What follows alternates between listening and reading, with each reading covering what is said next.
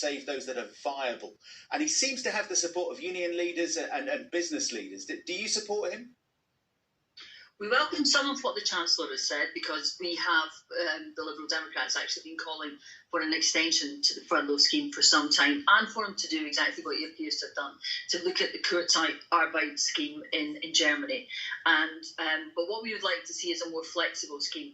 Setting the bar at 30% actually makes it quite difficult for companies to qualify that. Also, there was no mention of training. There was no mention of the excluded, those millions of people who've had no support now at all for 6 months now. That needs to be looked at. And also, we need some incentives for inward investment for companies who might be looking at Germany, France. We want them to come here, and that's something that we should be looking at as well. We're going to transition out of this into a stronger, greener economy. So training's an interesting one, isn't it? Because I suppose he might say, look, this isn't the time to be doing training programs when people can't gather in classrooms necessarily and do training. Maybe that's something for the future and not to deal with right now. Well, no, what we're looking at is talking about how we transition this economy into whatever our economy is going to look like after COVID-19.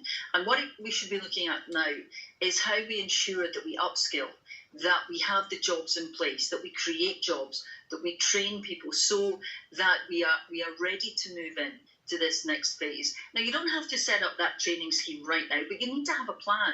And the other big thing that is missing is a plan for the future.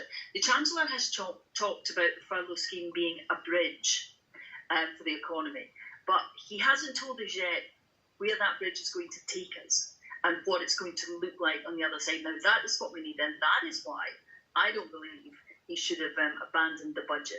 People need to know that the government has a plan, that the government has a strategy for the future to ensure that our industries don't die. This is